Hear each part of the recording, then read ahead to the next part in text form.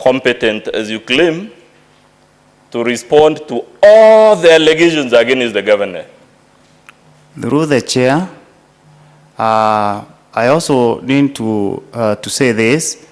When some, and even you, currently you are engaged on the information that you got from your client, and that's why you are representing you. Because for sure, even you, I'm very sure, you cannot know what was the mind of the person or the mover of the motion. We are here as witness and to represent our client because the law allows us to do that. Chair, since the witness will have the opportunity in re-exam to explain, I crave that you direct him to just answer my questions so that I don't take longer than the time you have allocated me. I think a witness, that is important. Make sure that your response is directly in proportion with the question.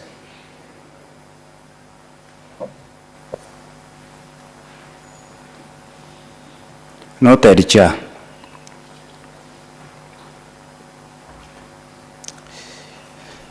The governor has faced a number of accusations, sir.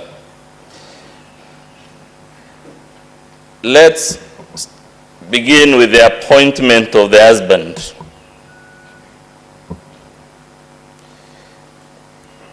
Is it your position, sir, the governor never made the utterances we saw on video are making? She made the utterances. Good. So the only difference between you and me is our interpretation of those utterances, isn't it? Yes, through the chair, the utterances are not in dispute to any party.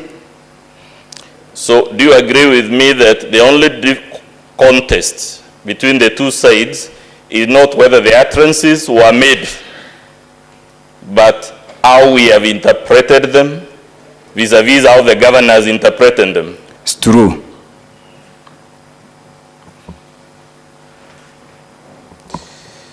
You will also agree with me, sir,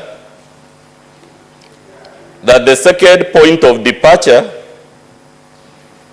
is not whether the utterances were made, but whether they were followed by official letters of appointment. That's true.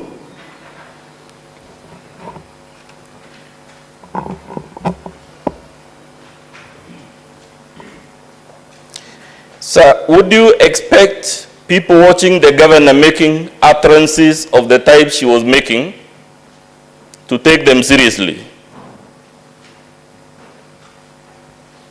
Pardon?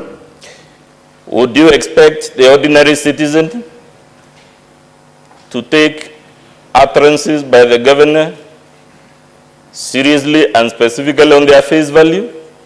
Yes, I do.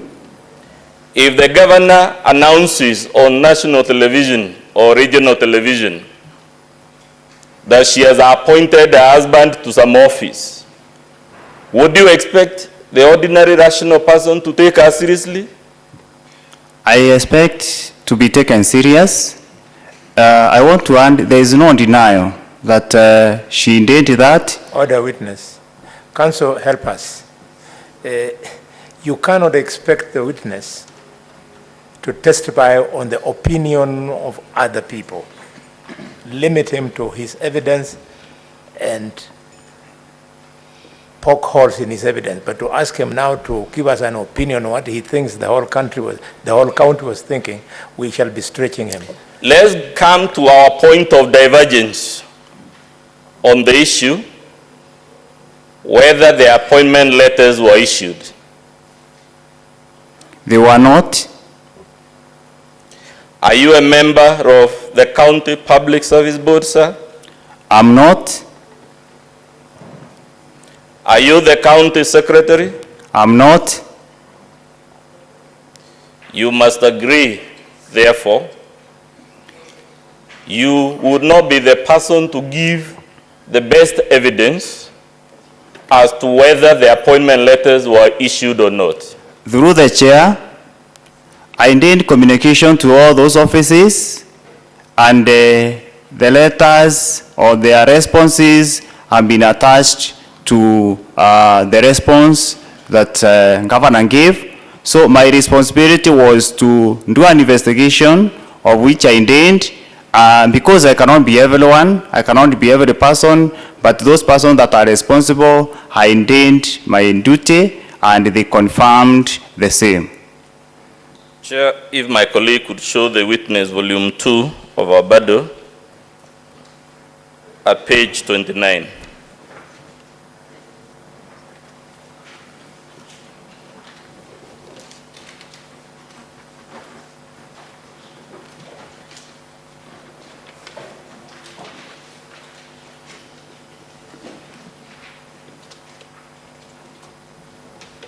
Council, are you referring to your bundle or ours? Ours, volume 2. You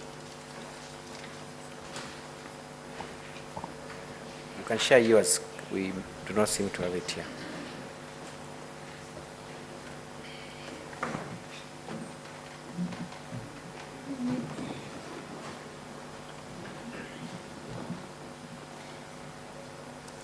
What you have there, sir, before you is a printout of section 56. My interest is in subsection 2 of the County Governments Act. Can you read it for us? The county public service shall be ended by a county secretary appointed under section 44. You will agree, sir, that is the person competent to confirm to this Senate whether there is an appointment letter or not.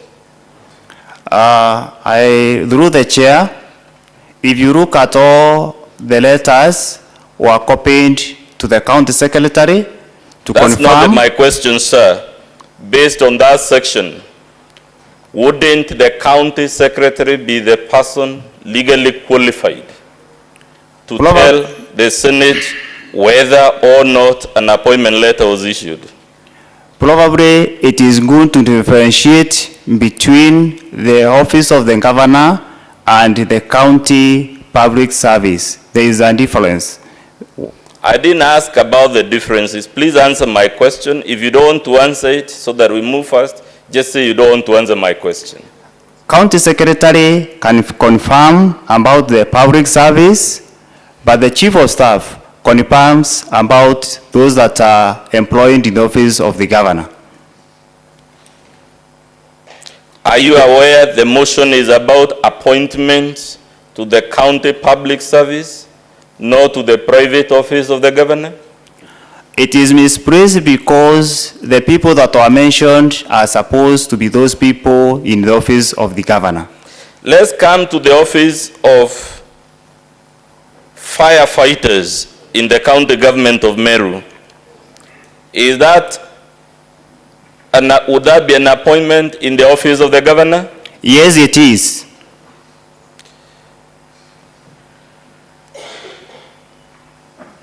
I put it to you, that, sir, that it is not. There is a firefighting department. It is not an office in the private affairs of the governor like the advisors and the chief of staff like yourself. You can confirm for Meru County is a department that was put under the office of the governor. You can confirm. The Meru Youth Service, is it a body created by law?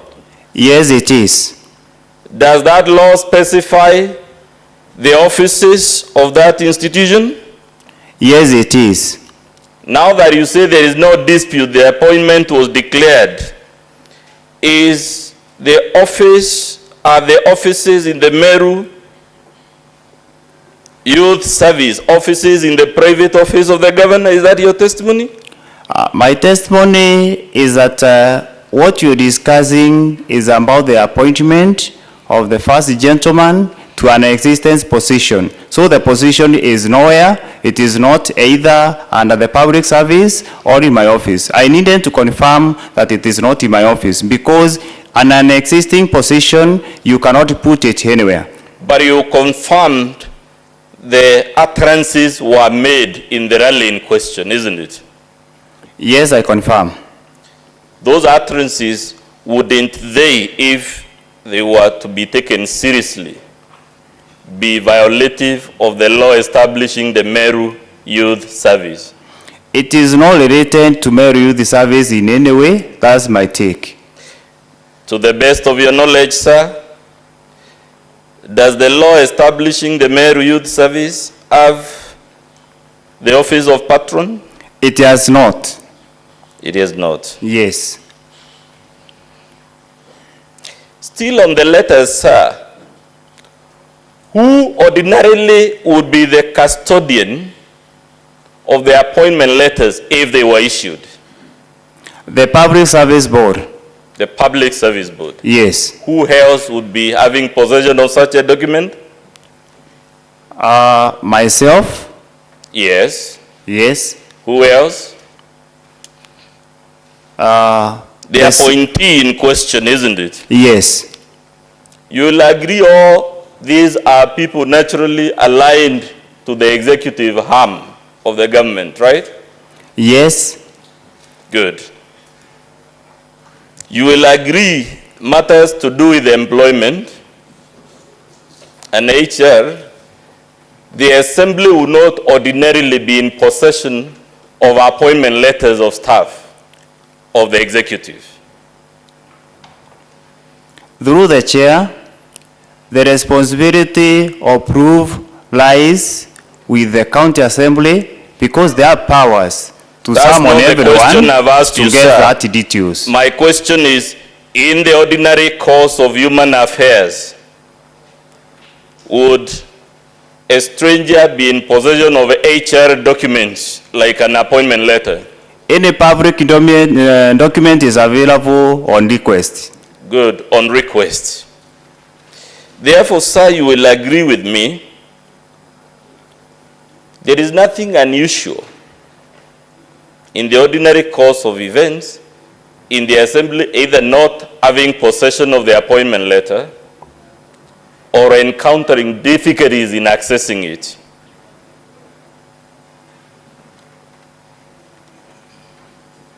Pardon?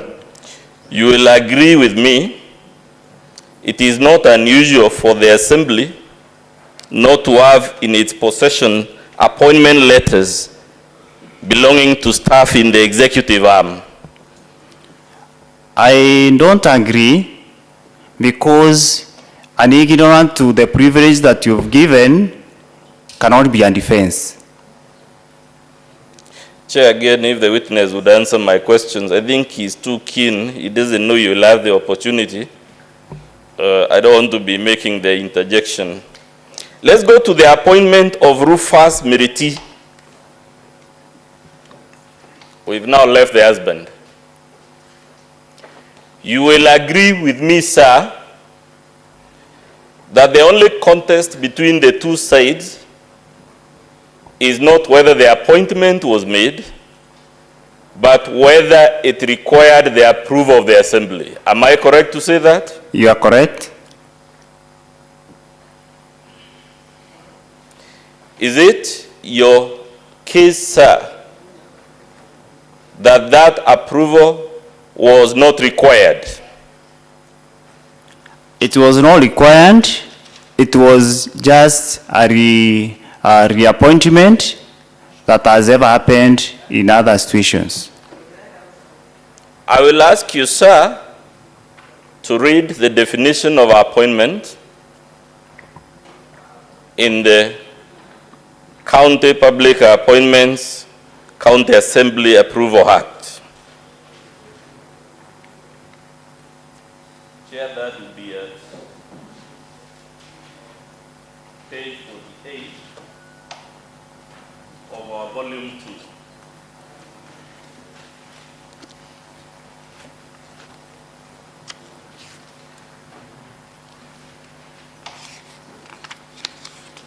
Have you reached page 48, sir?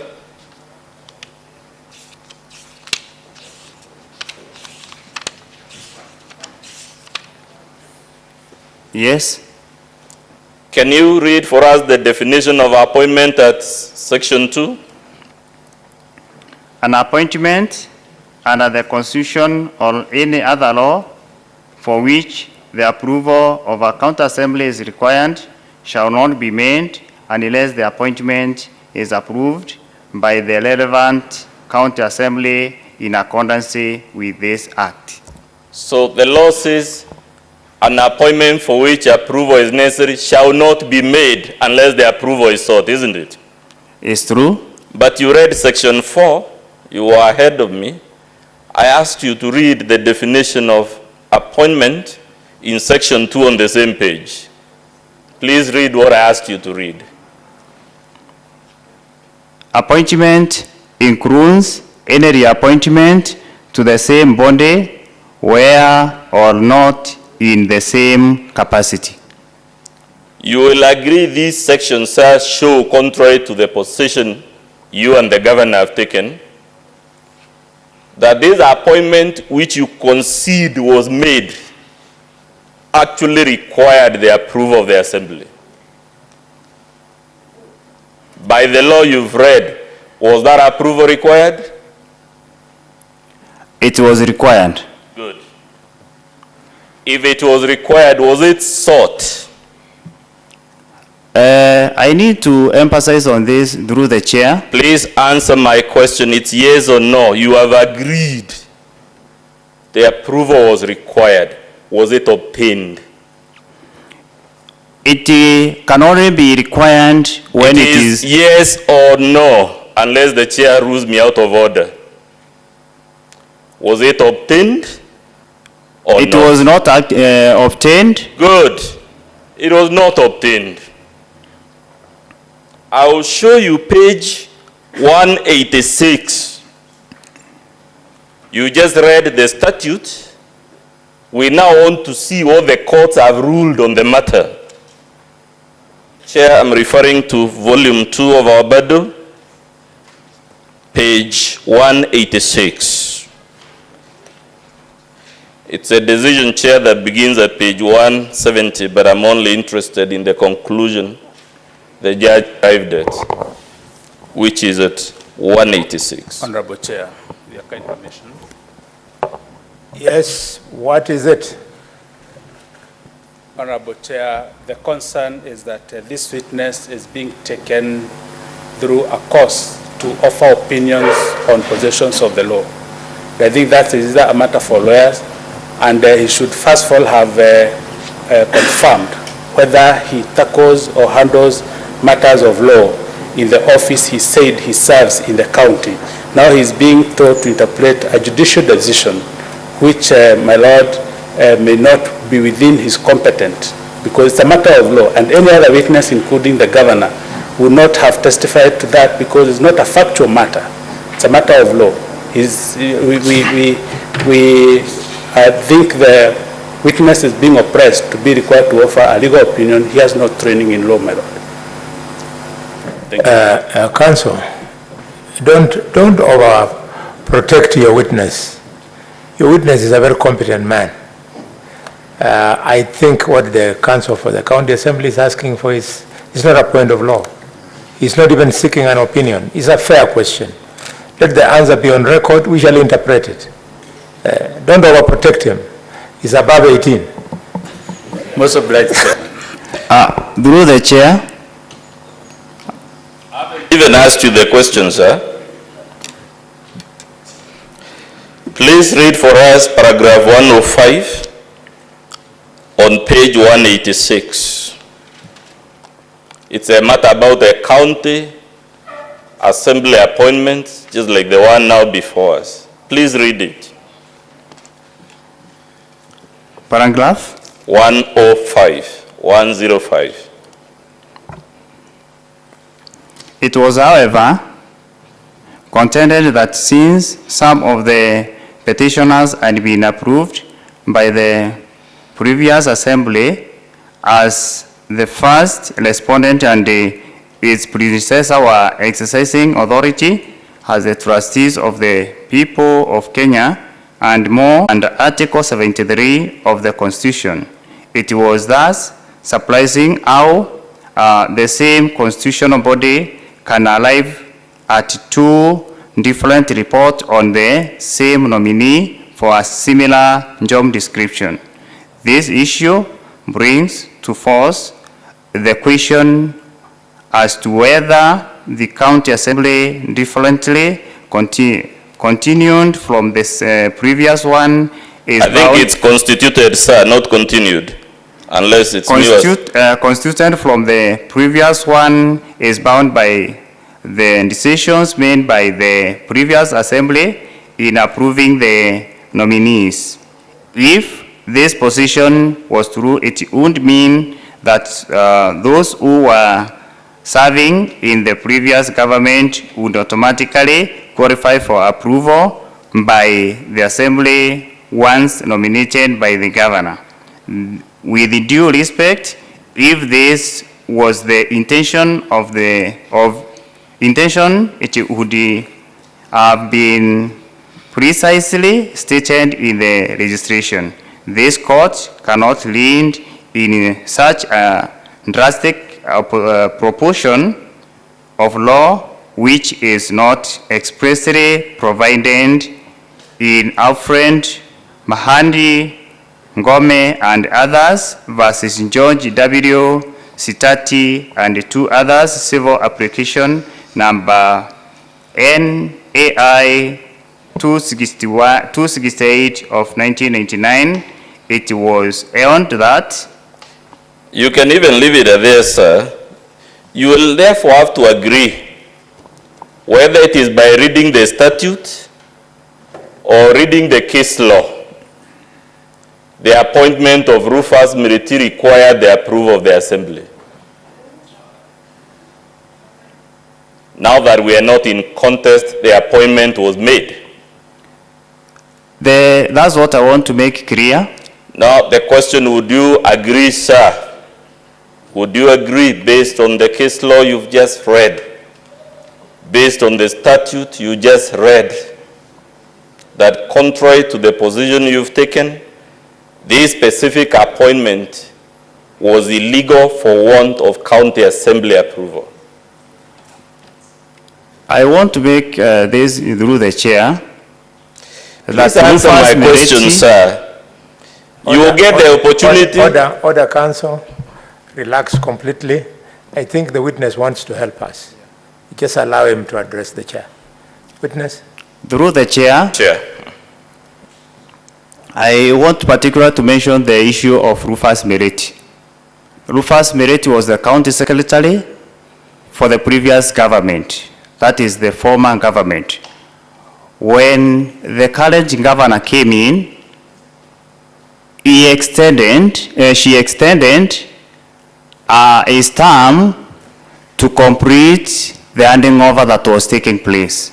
In all the situations that you've faced, for the county secretary, who has been the custodian of the former government, you just extend some time for him to continue serving so that you can get all the resources, all the requirements, or anything that you need. And that one is around by the county secretary being the secretary of the transition committee that is always there to ensure that there is a smooth transition from the older government or from the former government to the current government. That is what happened. That's why there is no appointment letter for Rufus Meriti that is available, because the extension was for, that's not a reappointment but extension, so that that time will allow the governor to form the government and thereafter appoint a substantive county secretary that will be forwarded to the assembly for approval. That is the case. There is no letter, is an extension that is allowed even by the transition authority, whereby the county secretary is the one that is in charge of handling matters before the governments are formed. This idea you are now introducing from the witness box. Counsel. Yes. I think the witness wanted to help us. You are helping us. Now you've boxed yourself. Do you have a letter showing that that extension was given? The witness has confirmed and the documents filed on the record show it is common ground the appointment was made. What is not agreed is whether that appointment required the approval of the county assembly. The clarification the witness is now offering from the doc that this was a transitional arrangement. That is not the position taken on the pleadings. That is not the position in his affidavit or the governor's affidavit. It is a completely new position taken from the witness box, but not from the pleadings. Chair, yeah, I sympathize with my classmate, but counsel, that is a problem you have brought upon yourself. Because after reading to the witness, the law, he is on record saying that yes, this is an appointment that required parliamentary approval or the approval of the assembly. Why you then pose the question again to him is something I don't understand. But here perhaps to guide the process, because the witness has alluded to a specific time, let him tell us or tell the committee how long this appointment was and where we can find that detail in the documents that are before us.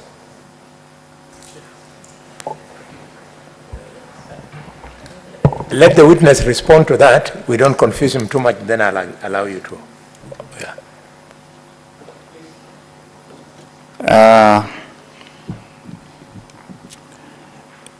Through the chair, for any acting, acting county secretary, provided that he qualifies or she qualifies to act under that capacity, you're given 6 months by law. Yes, Senator Wandako. Chair, I just wanted a clarification. Is the county secretary being appointed to act the county secretary that was serving in the previous term, or is a new officer? Through the chair, is the one that was in the previous government. My next question, Chair.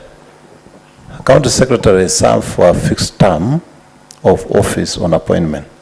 Had the contract by the time the new county government of Meru came into office expired?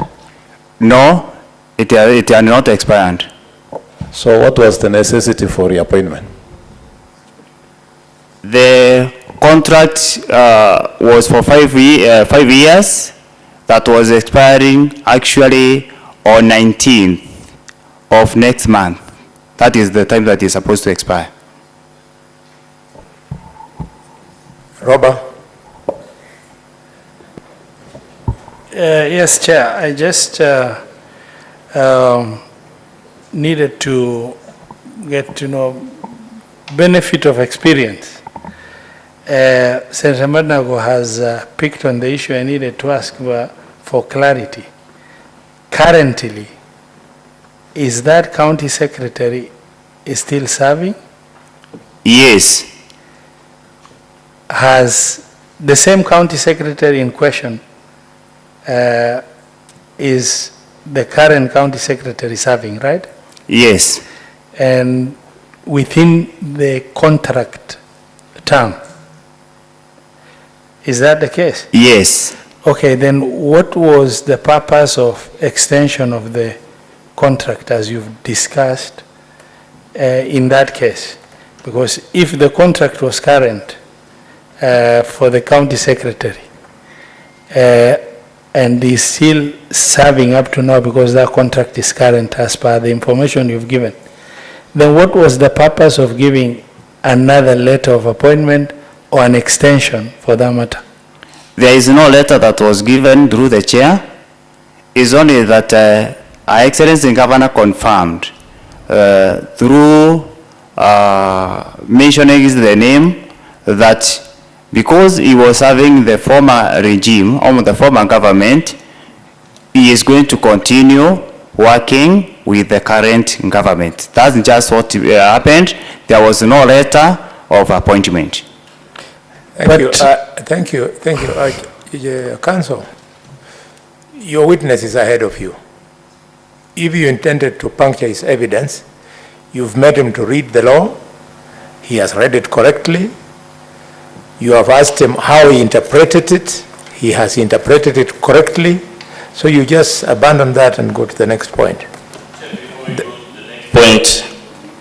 Because the position the witness has taken on the doc, I told you, is not what is on the documents. Oh. I want to show him the documents.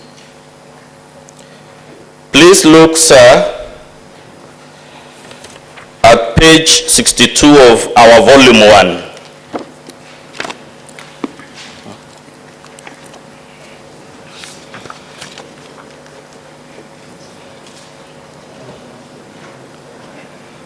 Yes, I'm there. 62, chair of our volume 1.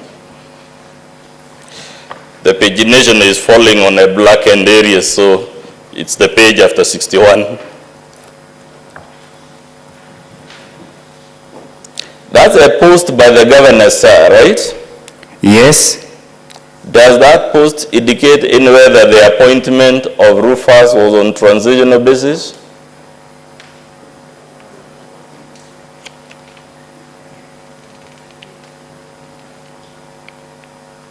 It's either yes or no. No. We played videos yesterday, and Chair, those videos will be Annex 3 and Annex 3A. The transcript will be at page 53 to 54 of our volume 1. In the video utterances, which we don't dispute were made, was any clarification made that the appointment of Rufus was on transitional basis?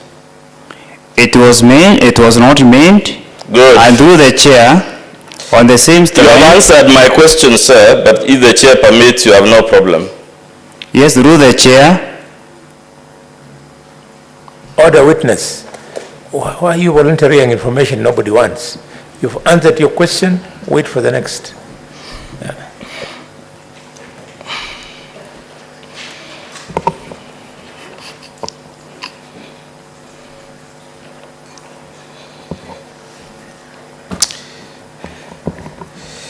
There are some appointments, sir,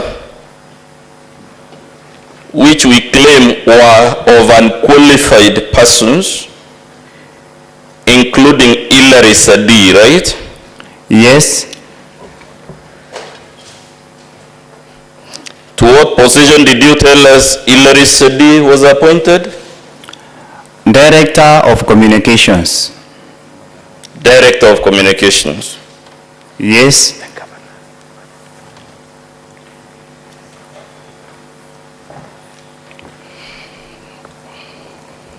I want you to take you through the governor's documents.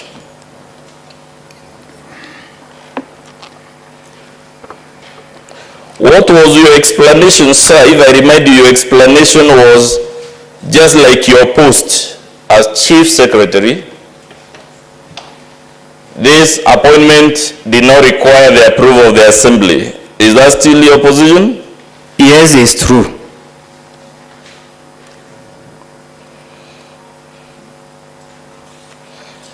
Please confirm Sandi was appointed at the level of directorate. I confirm. So this is a man who is in charge of a directorate in the Assembly, or rather in the county government, the executive side that is. I confirm. You confirm. And as a matter of fact, your testimony was that we were erroneous because the advert we are referring to is for a junior position, isn't it? Pardon? Didn't you tell the committee that the document at page 76 of the Governor's Volume 2 is for a position that is subordinate to the position Sadi occupies. It is true. The Governor's Volume 2, Chair. It is true. Please confirm from this advert that the advert comes not from the office of the Governor but from the County Public Service Board. That is true. Confirm as well that the advert invites positions for several directorates within the county government of Meru. That is true. Please confirm one of the directorates is at page 67. That is true. The other directorate is at page 68 of the advert. That is true. There is yet another directorate at page 70, number 5. That is true.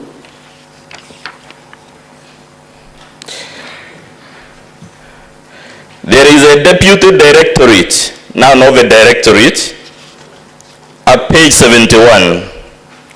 That is true. There is a directorate at page 73. That is true. There is a directorate at page 75. That is true. And your testimony in chief was that the position at page 76 is one pack below the directorate. Isn't it? Yes, it's true.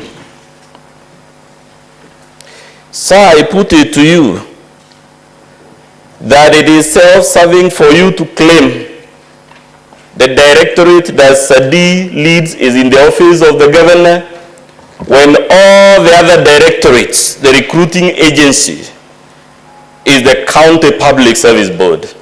You cannot be a witness of the truth. I'm witness of the truth. I produced the documents that shows Director of Communication specifically is under office of the Governor. Like the case. Which document was that? Please refer us to it.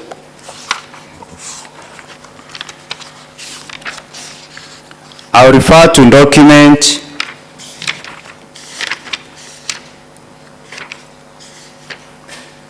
page 83 of the volume 2 of the Governor's response.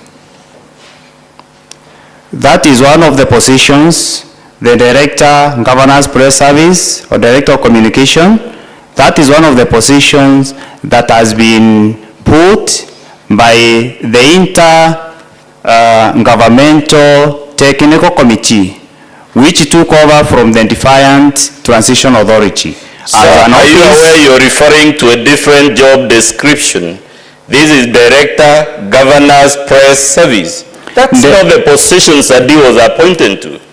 That is the same position. Is where, for example, you can mention the position of Chief of Staff and the position of Private Secretary. That is the same position. Chair, so that we don't have an altercation, I'm inviting you to note, because by law documents speak for themselves, from the video, from the adverts, it is Directorate of Public Communications, and the explanation the witness is offering is a completely different job description.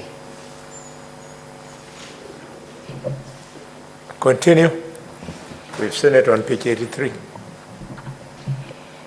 Sir, you will also agree with me that in this advert, all persons called to apply for either directorate level or deputy directorate level must have a minimum of 5 years experience. That is true. You will also agree with me that Hilary Sandi does not have a minimum of 5 years experience. in public affairs. As I indicated, Either you agree or you disagree, sir. I don't agree on that. Good, we've heard your answer, but I put it to you. Neither you, nor the governor, nor anyone has placed material before this Senate to show Hilary Sendi has 5 years experience in public affairs. Through the chair, my responsibility from the office of the governor was to forward the name of Hilary Sendi to Public Service Board as required by law. The Public Service Board is the one that was supposed to determine whether Hilary Sendi has an experience of 5 years or not.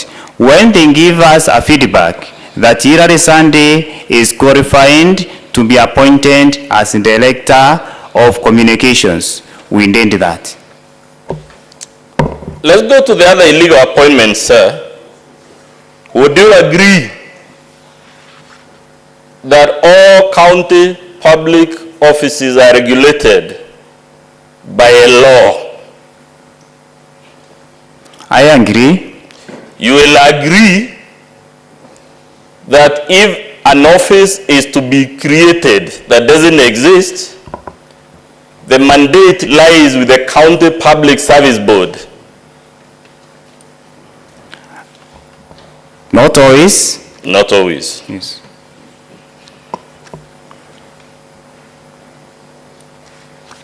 Sir, is a governor entitled to establish informal structures that are parallel to those that are known to the law? No. Good.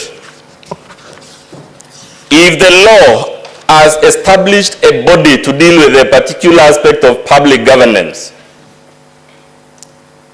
is the governor allowed, whether formally through the videos we saw, or informally through the letter you say we don't have, to establish parallel structures? She is not allowed. She's not allowed. Would declaration of informal holders, when they are official holders of the mandate in question, undermine the functions of the persons who lawfully are empowered to discharge that function?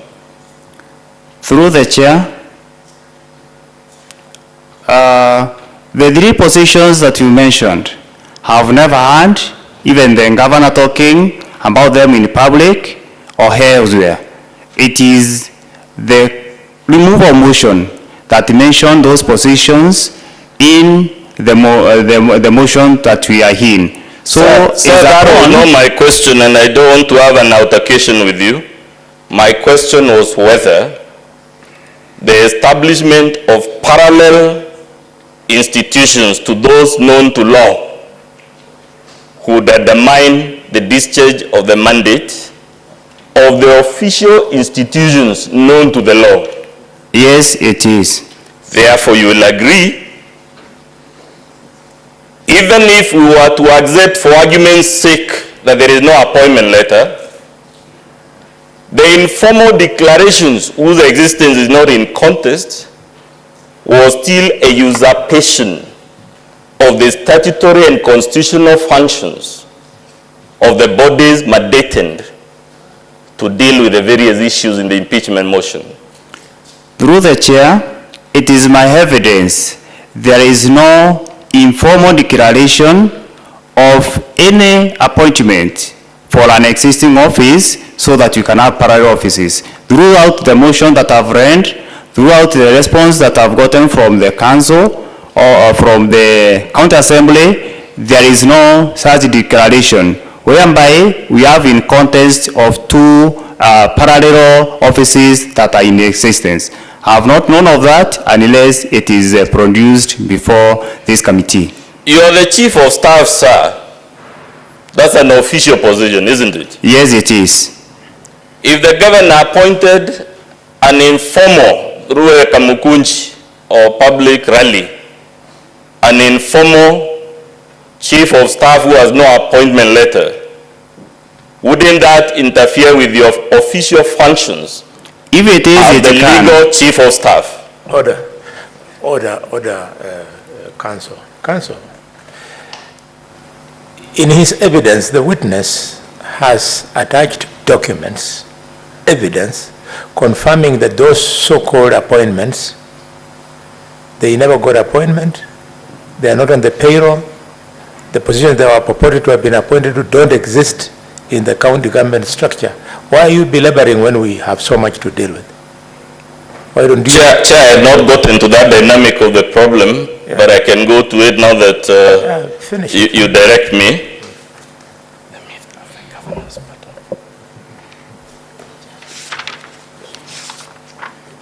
Let's start, sir, with all the letters you supposedly wrote to various bodies asking to confirm.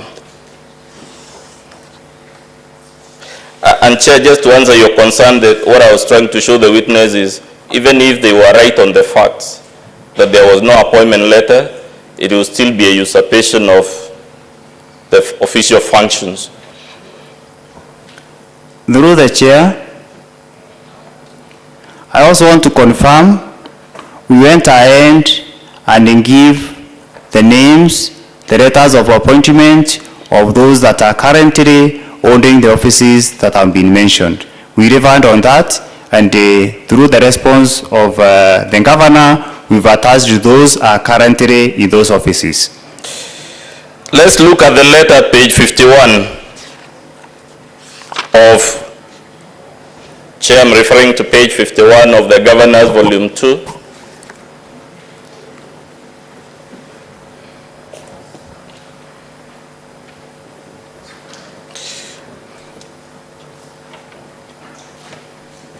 That's a letter by Virginia, sir, isn't it? Yes. Has Virginia sworn any affidavit before the Senate? No. Has she recorded any witness statement before the Senate? No. This document, sir, what is the date on it? It is on 23rd of November 2022.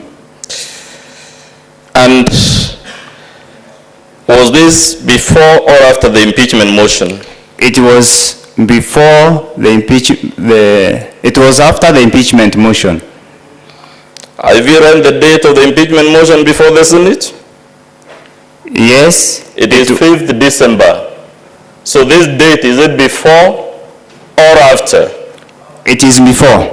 It is before. You will agree with me, sir. This is a document in response to a memo from you. Yes. So your memo equally, the memo being responded to, must have been in existence before the impeachment motion. It's true. Did you place that memo before the county assembly? No.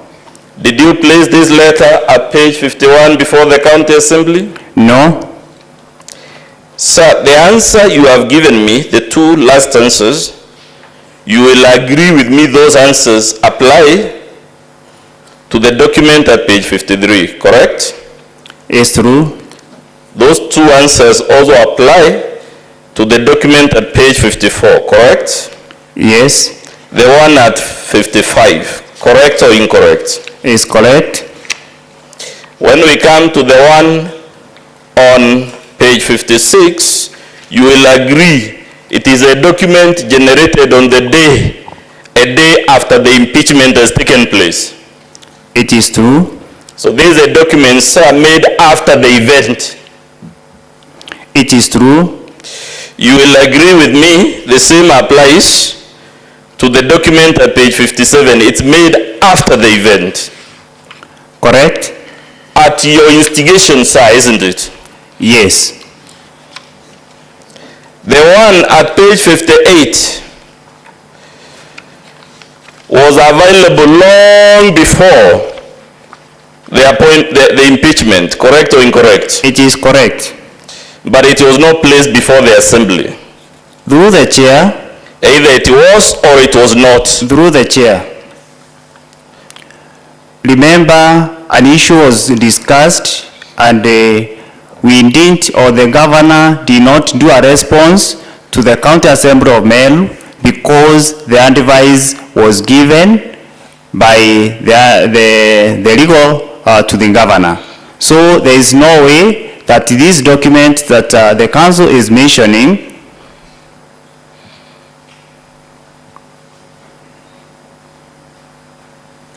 I'm waiting I'm for saying you to through finish the your answer. chair, I've seen the chair is consulting, I've said all these documents that the legal counsel is mentioning were not forwarded to the county government of Meru because the legal advisor, the legal team to the governor advised that the governor was not going for the impeachment motion that was in the county assembly. And there is no way the question that the legal is asking, there is no way these documents now could have found their way to the county assembly when there was an advice that the governor was not participating in the motion that was in the county assembly of Meru.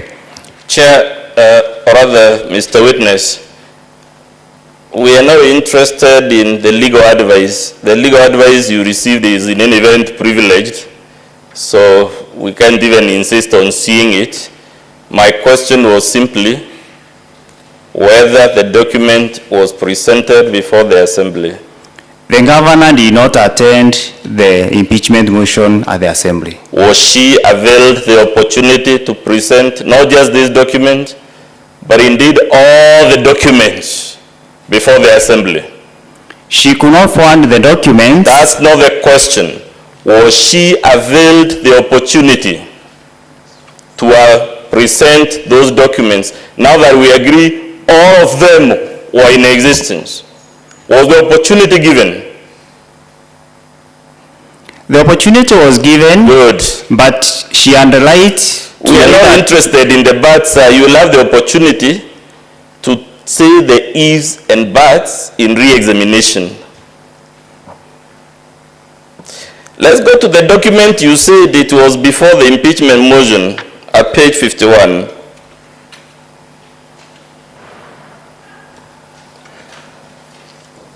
Do you know when was the date of the first impeachment motion, sir? Yes. What was the date? It was on that 8th. It was actually 21st. That year there was the debate, isn't it? Yes. Therefore, you will agree, even this document at page 51 was made after the event. Never mind, the event was quashed by the High Court. I agree. Order, order. I think the counsel for the governor, I don't know whether you're following this matter. Why is the counsel for the assembly interrogating your client on a matter which is not before this committee? The matter of the first impeachment is not our case here. Chair, I'm guided. I'll just withdraw the question so that we don't take... Be fair to us. I'm guided, Chair. So far we have gone so well with you, with us, and with the public. Let's give it the seriousness it deserves. We give the people of Meru justice. My apologies, Chair. Sincere apologies. Lukumba wacha.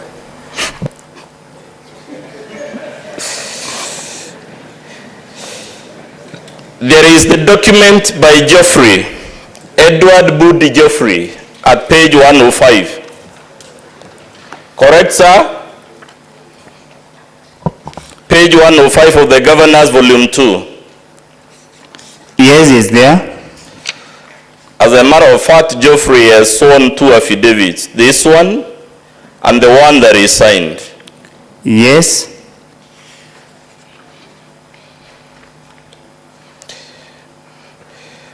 Was Geoffrey available at the time this impeachment motion was before the assembly? Yes, he was available. You yourself now testifying before the Senate, were you available to testify for the governor when this matter was before the assembly?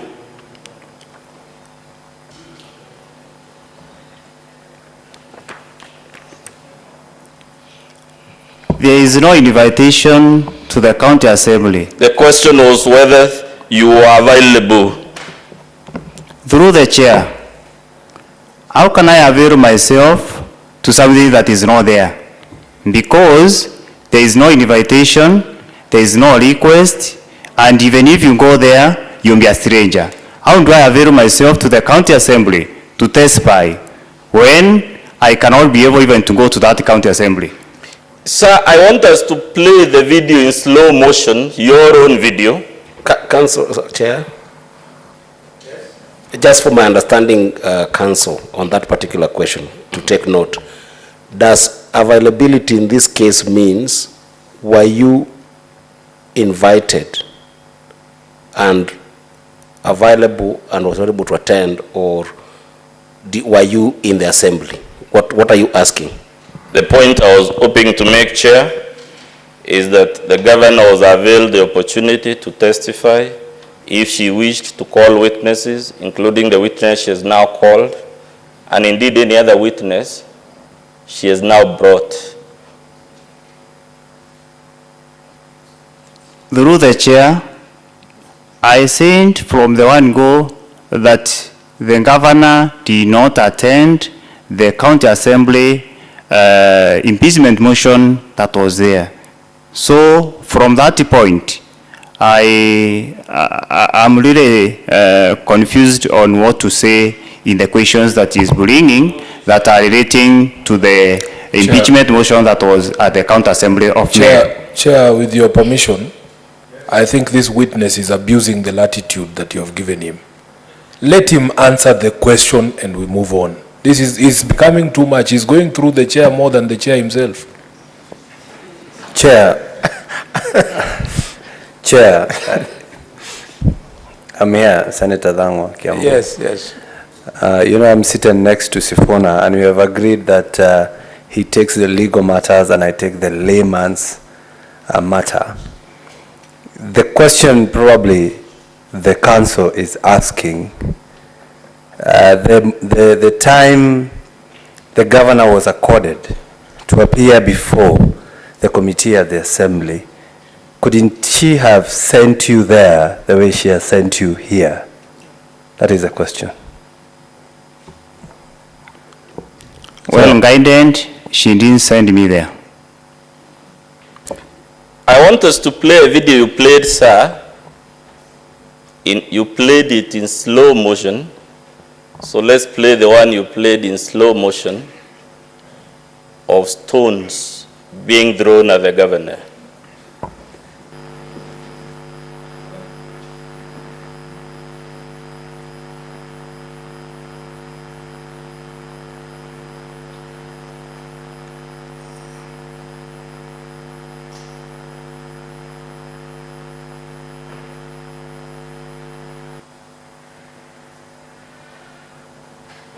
And we can pause, Chair, where the stone is right above the governor before it obeys Newton's laws of motion.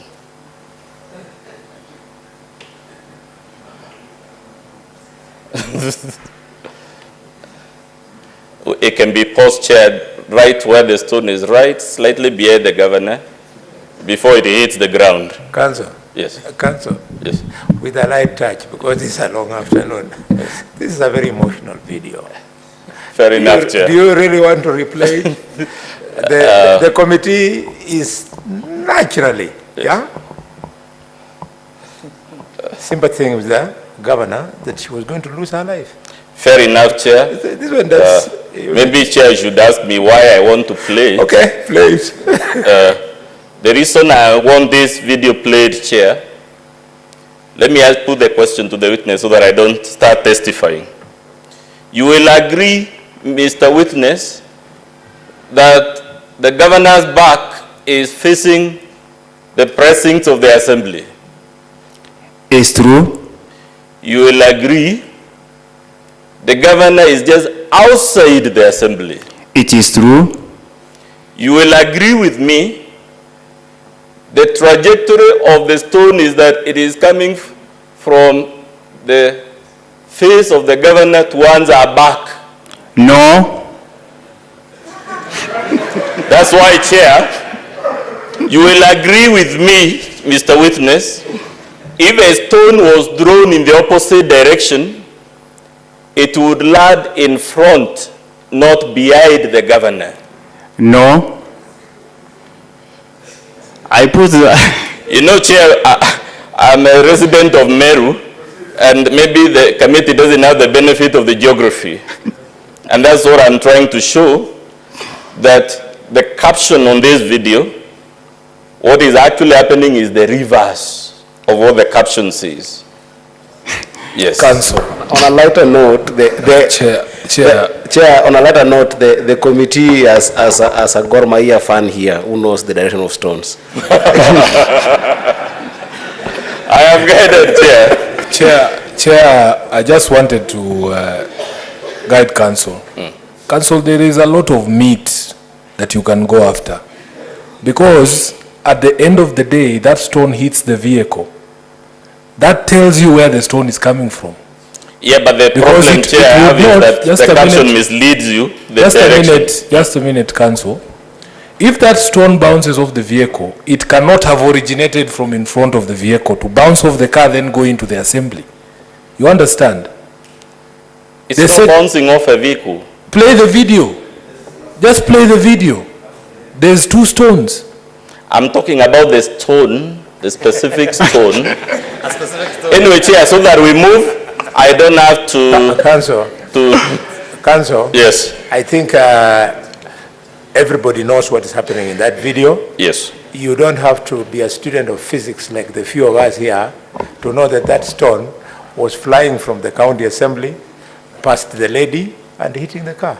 So just... Anyway, we'll leave it to interpretation, sir. I'm just saying, as a person who lives in Meru, it's the other way around, but we don't have to be detained. But the stones of Meru are also subjected to Newton's laws of motion.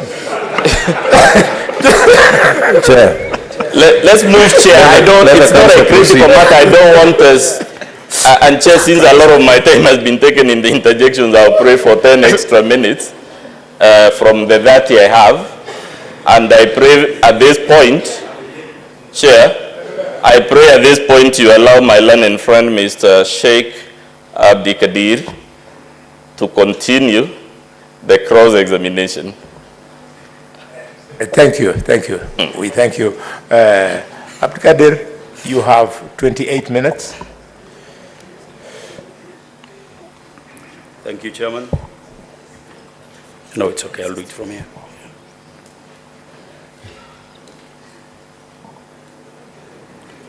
Good afternoon, Mr. Harris. Good afternoon. You said you are the Chief of Staff. It's true. Do you have a letter of appointment? Yes, I have. How were you recruited? Were you interviewed by the County Public Service Board? Yes. You were interviewed by the County Public Service Board? Yes.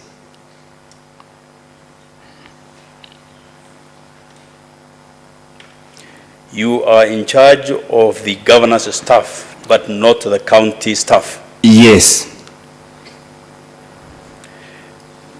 Do you know who is the head of the public service in the county? Is the county secretary.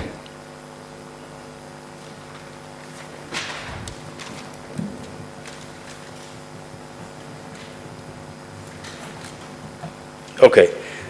In your evidence in chief, you played a video where you implied that the Speaker of the County Assembly is not a member of, is not an MCA. Is the Speaker an MCA? He is not. Chairman, I would like to refer the committee to Article 177 1D, and perhaps if the Council can give the Constitution Article 177 1D so that he can read to the committee.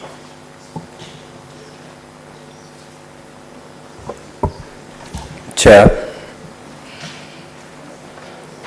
Council, can you help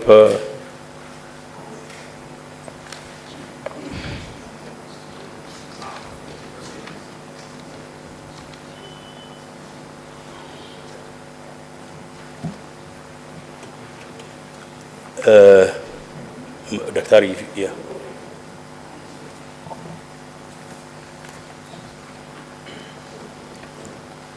Can you please read Article 177(1) all the way to D, A, B, C, D? A county assembly consists of A, members elected by the registered voters of the wards, each ward constituting a single member constituency on the same day as the general election of the member of parliament, being the second Tuesday in August in every fifth year. Number B, the number of special seat members necessary to ensure that no more than 2/3 of the membership of the assembly are of the same gender. Number C, the number of members of the marginalized groups, including the persons with disability and the youth, prescribed by an act of parliament. And number D, the speaker who is an ex-officio. Thank you. Chairman, I wanted to draw the attention of the committee, particularly to... That is the composition of the county assembly, not MCAs. Thank you. 1D.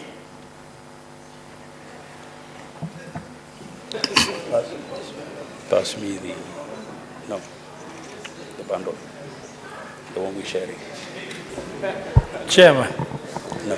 The other one. There's another one. you know, where's, Ali? yes, where statement of fact and the law, as a reference has been made for the witness to read, and it clearly states on the heading, the members of county assembly consist. Yeah, those are MCAs. So we would like, because of the record, to make sure that whatever references has been made, the witnesses needs to acknowledge, because this point of law, it's not a speculative statement. Chair, also to add on that, just maybe it was not clear to the witness, he can as well read the County Government Act, Section 7. Thank you, Senator.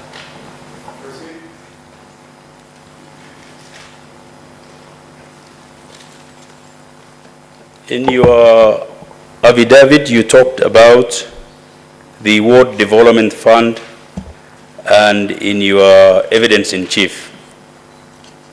Yes.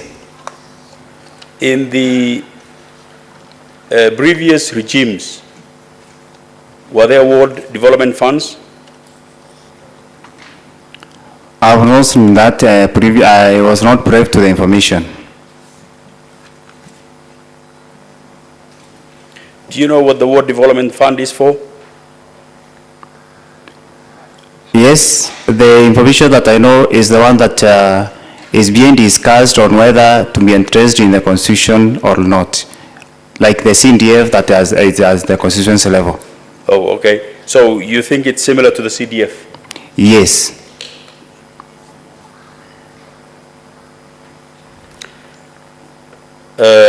The County Government Act, one of the objectives is devolution is to allow people to make decisions affecting them. Yes. Do you agree the members of the County Assembly represented the people? I agree. Between the executive, the governor's branch, and the assembly, who represents the people? Between, pardon? Between the governor and the assembly, who represents the people? Who has the power of the people? The MCA.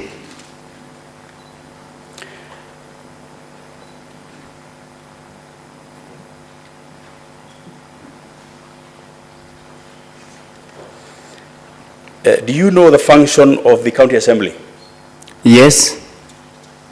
Can you tell the committee what it is if you know? There is the registration, there is oversight, and the representation. will you say this impeachment is part of oversight? Yes, it is. Order, Council. Speaker, you know why I'm calling you Speaker. Yes, I know. In our other lives, I worked Yes, with you as true, our Speaker true. in Mandera, and I respect you so much. But let the records be correct. As far as the Constitution is concerned, Article 1, all democratically elected people are representatives of the people. So if it is about this process that is ongoing, the MCAs are representatives of the people, they are democratically elected, just as the governor and the MPs in Meru County. Guided Chairman, but I was asking in the context that in the affidavit of the witness, where he has said that the governor is protecting the people of Meru, and in several places in the response and in the affidavit it has been said that the MCAs are going for their selfish interest and the governor is protecting the people of Meru. I'm trying to bring out, as much as the governor is representing the people of Meru, are equally the MCAs. If that is the case, we have no objection. Edwin was just, sorry, not Edwin, Senator Sifuna was just reminding me of a ruling a few months ago where it was found that the governor, having been found in the Constitution by that court, that to be a governor you have to have the same qualifications like an MCA. So you're perfectly correct. Yes. Thank you, Chairman. The pilot is refusing. Why? That was the court, not me. And I was reminded by Senator Sifuna. Thank you. In your affidavit, paragraph 43, and this is volume 4 of the governor's bundle, in your affidavit you said that the county assemblies have failed to undertake their work, such as refusal to approve the CECs. Do you agree that even rejecting the CECs is part of their work and they're doing their work? They gave a demand. That was not the question. The question is, by rejecting the CECs, are they doing the work they're meant to do, or they're Yes, not? they are. Thank you.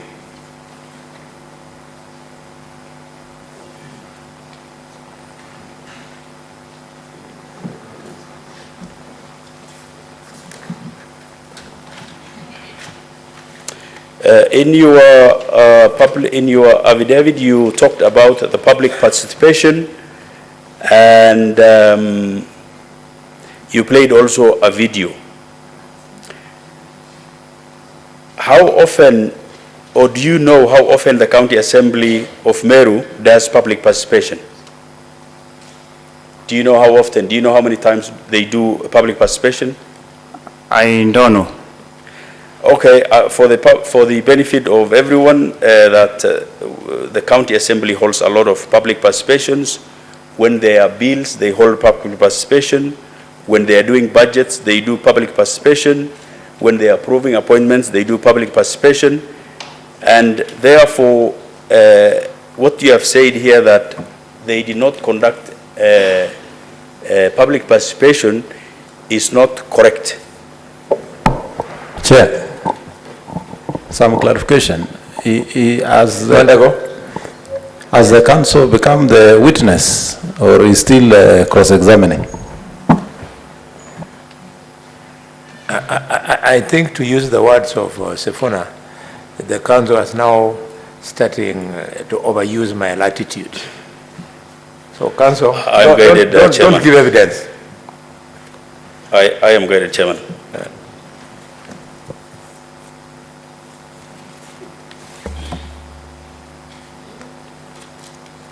Perhaps, Chairman, I rephrase that and I ask the witness. Witness, do you agree that the County Assembly holds public participations when they are doing bills, budgets, removal of office of CECs, and major projects in the county governments.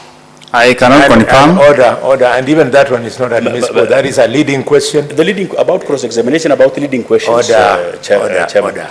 You can ask the same question and get the same answer. You don't have to lead.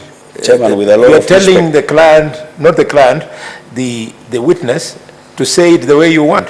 Put your question and let the witness then give you the answer that you want. If you can't, we can't help you. Chairman, I have a lot of respect for the committee and the chairman, but we have to agree on the ground rules.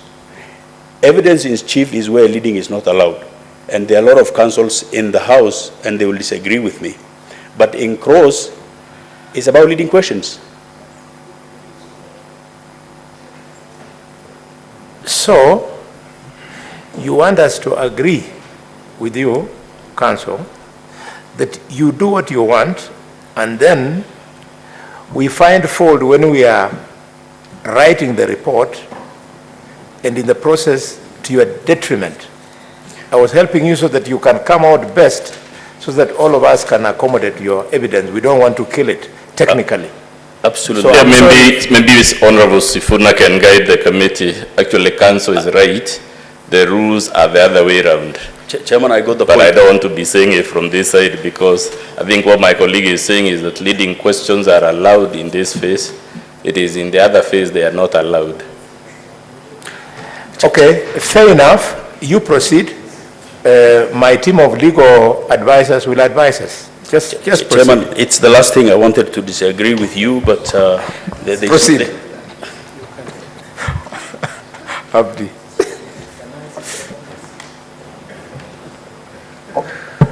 A witness, you said in paragraph 21 of your witness statements that the minority leader, Honorable Mwenda's statement refers to false public outcry for the governor to sit down with the elected leaders, yet the governor has made numerous attempts to reach out to the leaders in Meru. Did you put any proof that that has happened? Yes. Okay. So can you point to the committee where that evidence is, please? The first one is in page 42. What document is it? Governor writing to the county assembly requesting for a meeting between all elected leaders in Meru County. Dated? Dated 31st of October 2022. The next document? The next document is annex number KMS11, page 47, where governor and a meeting that was held at Windsor Hotel through the Council of Governors Chair and other members of Council of Governors and the leadership of Meru County. Okay, thank you. The third one... I need two, thank you.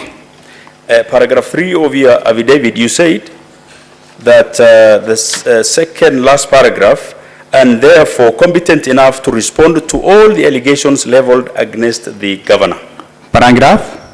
Paragraph 3 of your affidavit.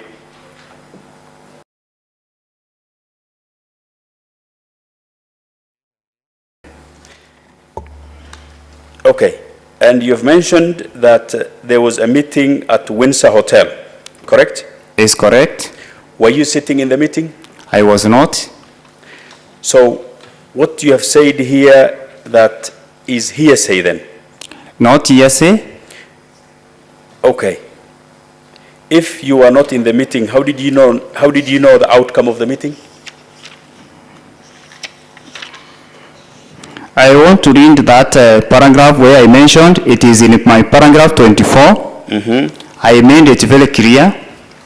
In paragraph 24 is when I talked of that meeting, and if around I can read this one. Read.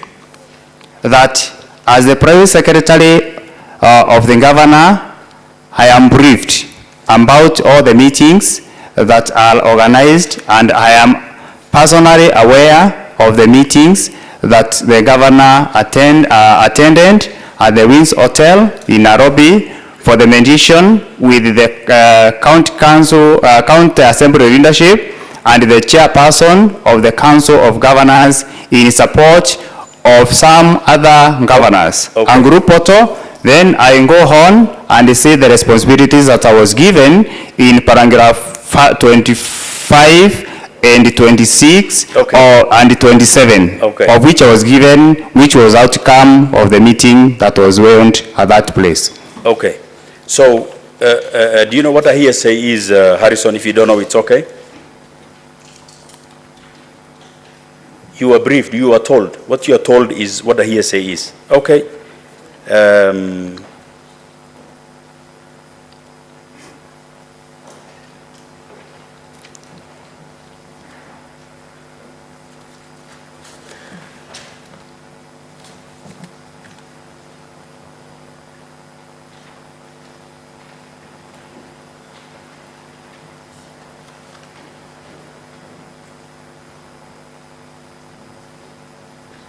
That's all for this witness, Chairman. Thank you.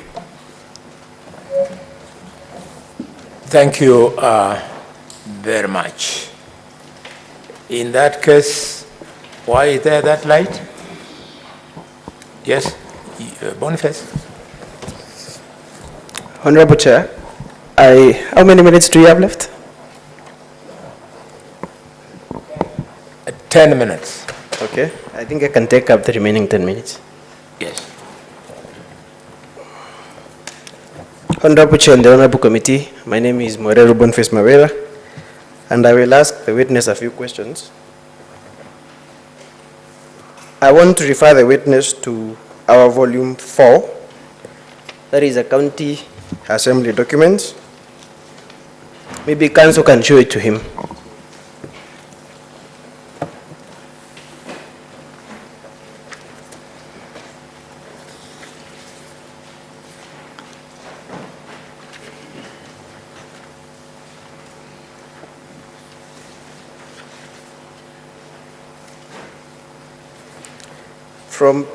From pages 319 to page 400.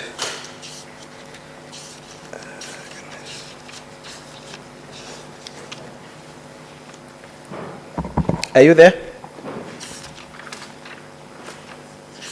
Yes. Yesterday you were told that there are no written memoranda in support of the motion for impeachment. And I want you to confirm whether all these memoranda are written by hand or whether they are typed. From pages 319 all the way to page 400. And you can confirm whether they are all in support of the motion for impeachment. They are all handwritten. Are they in support of the motion for impeachment? And as I read them, I cannot comment. This is a big document. From 319 to 400 is 100 pages, almost 100 pages. I cannot confirm that. On page 319, the second line from the top, after the heading, you can read it aloud. Page 319? Yes. Second? The second line from the top, after the heading, I, Polycarp Majau. Yes, I can read that. Read it aloud, please. I, Polycarp Majau, of ID number 33009715, phone number 0721-137592, from Abogeta West, warned, do support the motion to impeach Meru County Governor, Honorable Kawira Mwangaza, due to the following misconducts. Number one, humiliation. I think that is enough. Okay. You confirm that that memoranda is in support of the motion for impeachment? Yes, it is in support. Okay. You can turn to page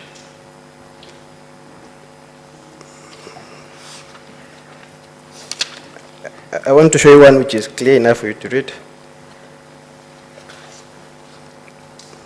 to page 360,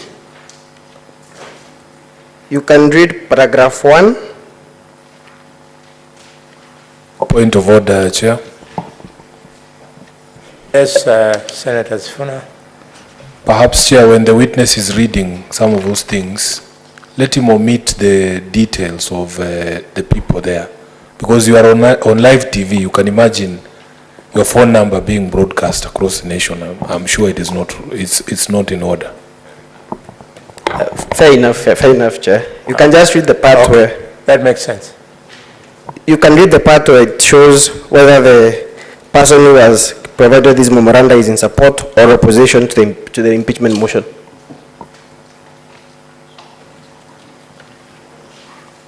It is in paragraph? In fact, the first line, the first paragraph, the first line. It is in support. It is in support.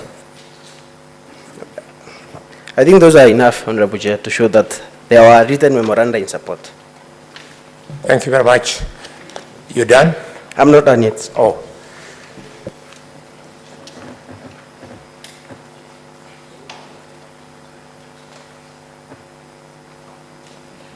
Honorable Chair, I want this witness, because in the morning he told us in his evidence in chief that there was an equalization fund by the previous regime. In fact, he told us the first government of Meru, there was a ward fund allocation for I think 25 million by Governor Munya, and then 20 million by Governor Kiraitu. And in his own words, he said that is an equalization fund. So, Mr. Harrison. Yes. What do you understand by the word equalization? My understanding of equalization is whereby everyone is given an equal share. So, equalization means everyone gets an equal share? Yeah. For example, for the case of Meru County with 45 wards, if each ward gets 10 million, every ward will get 10 million. That's what I understand. So you confirm that it is only for the 45 wards, it is only the 45 wards that would benefit from this equalization fund? I can confirm that. So nominated members of the county assembly, because they do not represent a ward, would not benefit from it? They cannot. Okay. You also confirm that, or can you confirm rather, that this equalization fund is meant to ensure that every ward, irrespective of whether the member of the county assembly agrees with the governor or not, at least gets some development? I do agree. Yes. I want you to inform this committee and the chair how the executive, or not the executive, how the ward fund is executed. Who retains control of the ward fund? There is no ward fund. We are Okay, talking of equalization fund. What do you call equalization fund? And you actually told us that the governor has allocated 10 million. That's the equalization fund that is under the various ministries. And I explained this one in the morning. Yes. If, for example, in In fact, Abogeta you use West. the word line ministry. Yes. That the funds remain with the line ministry. Yes. So the executive retains the control of this fund, whether equalization or ward fund. Equalization fund is different from ward fund. But Ward what was in fund the is previous the regime? What was in the two previous regimes? Was there a ward fund? I'm not aware of any ward fund in So Kenya. That's in Kenya. You confirm that Governor Munya and Governor Kiraitu only allocated these equalization funds and not ward fund? There is no ward fund. There is no ward fund? Yes. Okay. And you also confirm that the executive, the line ministries, to borrow your words, retain control of this equalization fund? Yes, it's true. So the 10 million that you say the governor has allocated, I would believe it is to this equalization fund. Yes, it's true. Is the money distributed directly to the wards? Projects from various, those ones are allocated that money. Projects? Yes. Who executes these projects? The executive. The executive. Who does the procurement for these projects? The executive. So there is nowhere where there is no place whatsoever, because the funds remain with the county executive, and the county executive executes these projects. It's true. You confirm that? Yes. Then I'm lost, Mr. Gatobu. I am lost because you said in the morning that MCAs refused to approve the CECs because they were not given this. They are requesting a request that has not been given. There is also a cry across the country about the World Fund. Have you talked about this equalization fund anywhere in your affidavit? Have you? Have not. What is the term or the phrase rather you've used to refer to this fund in your affidavit?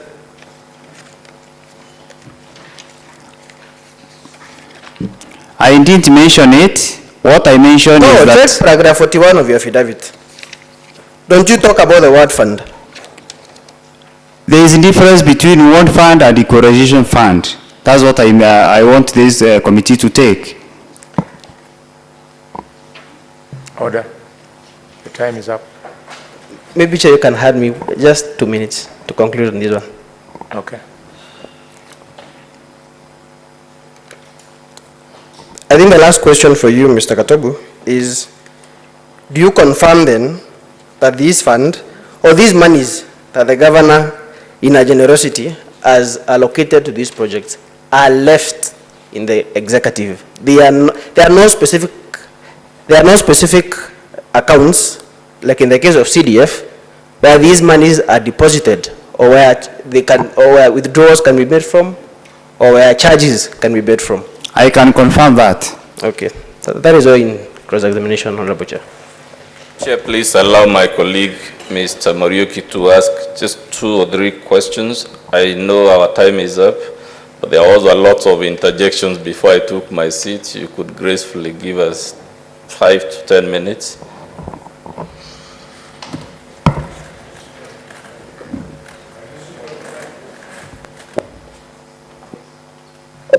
Very good. So we're not being too harsh. There's another witness who is coming to speak to the same issue. When you are cross-examining, tie up those things. We have timelines to meet. The 30th is fast approaching. So, witness, thank you so much. You've done so much for one man in one day. Congratulations. Thank you, Chair. Yeah. Oh, sorry. We have re-examination. I think we need a break, but I will not give. So, counsel for the governor, re-examination. How much time do you need for your re-examination? Honorable Chairman, just 25 minutes only will be sufficient. Are you re-examining alone, or you'll give some of the time to... I will do that alone, my lord. Alone? Okay. Yes. So, concluded in 15 minutes. You had this witness the whole day. Very well. 15 minutes. Counting.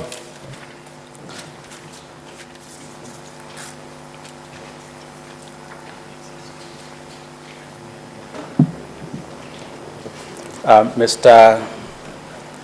Harrison. Yes. You were asked about several letters, some starting from page 50.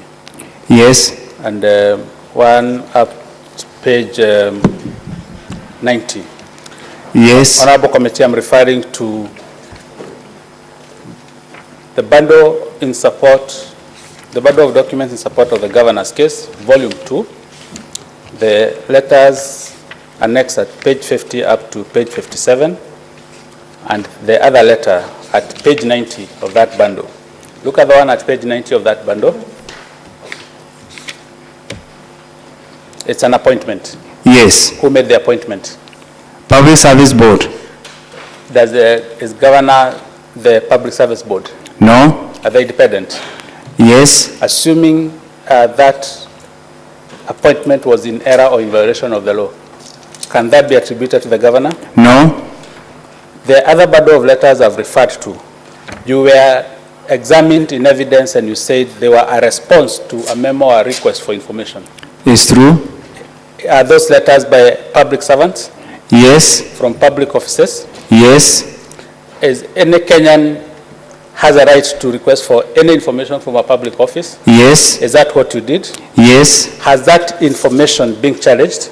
No. The contents in that letters, it's information that was resident in an office. That's correct? Yes, it's true. So this information did not occur after the motion. Yeah, it did not occur after motion. So these letters are merely informing you of a position that existed before the motion. It's true. You were led in cross-examined on why you did not go to county assembly to testify. Yes. Would you tell us about the conservatory orders? The conservatory orders were that the governor was advised by the legal counsel that there is a conservatory order, and by going to the county assembly, it was a breach of the conservatory orders, and actually she's the one who was given the conservatory orders. Did you inform the county assembly of that optimistic wisdom of the governor? Yes. Did the county assembly respond in equal wisdom? No. There's a question arising from Meru Youth Service. Yes. What kind of an institution is this?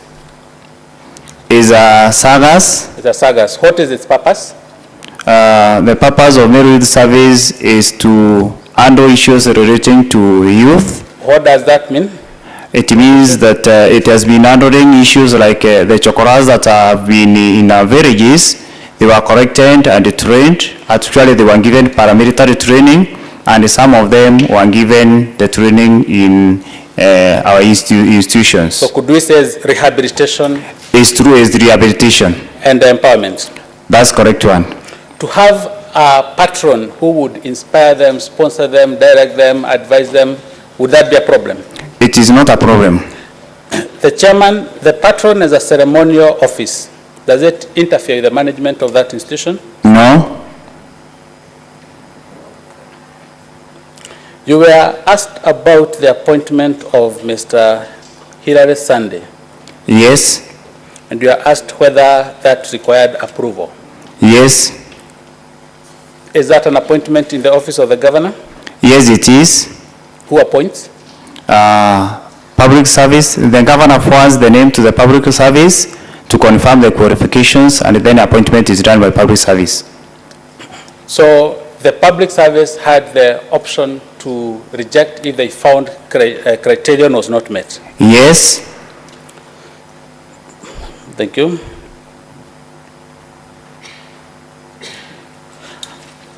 I want to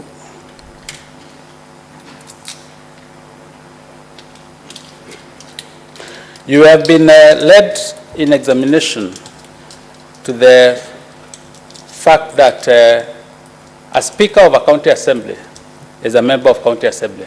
That's correct? It is true. He is also an ex-officio member of that assembly. It is true. Can the speaker take positions in the debate of the assembly? No. To the best of your knowledge, can the speaker vote? No. Is the speaker supposed to take control of the house and ensure observance of standing orders? Yes. To the best of your knowledge, and in the light of the videos you broadcasted to us earlier in the day, what would you say is the conduct of the Meru County Assembly Speaker? One, he is partial. Number two, did not control the county assembly. Like, for example, when people are making noise and there is a standing order that is supposed to ensure that the governor is heard in silence, he allowed that without a comment.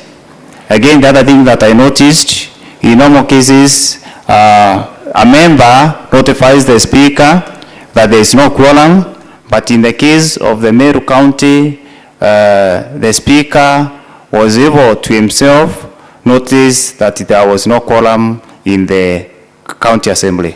To the best of your knowledge, has any of the MCAs been cautioned or admonished for taking such an unparliamentary conduct? No.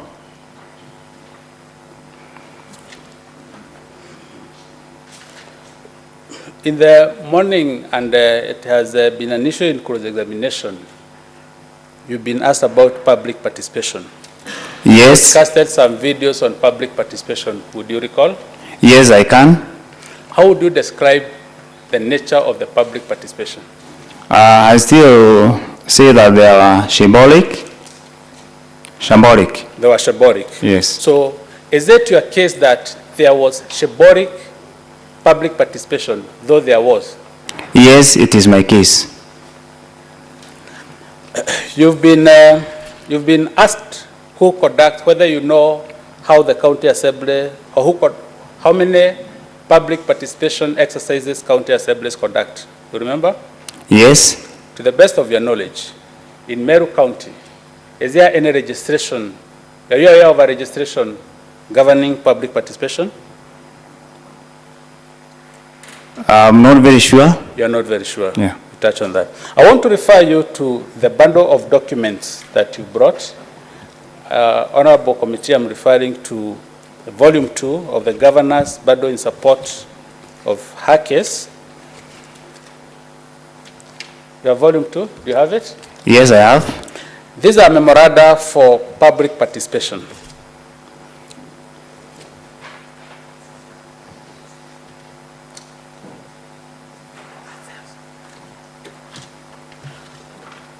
Sorry, Honorable Committee, I'm referring to Volume 4 of the County Assembly documents, not the Governor's documents. Volume 4, the County Assembly's documents. Do you have that document? Yes. I would refer you to only a few of them. I would like to start with page 265.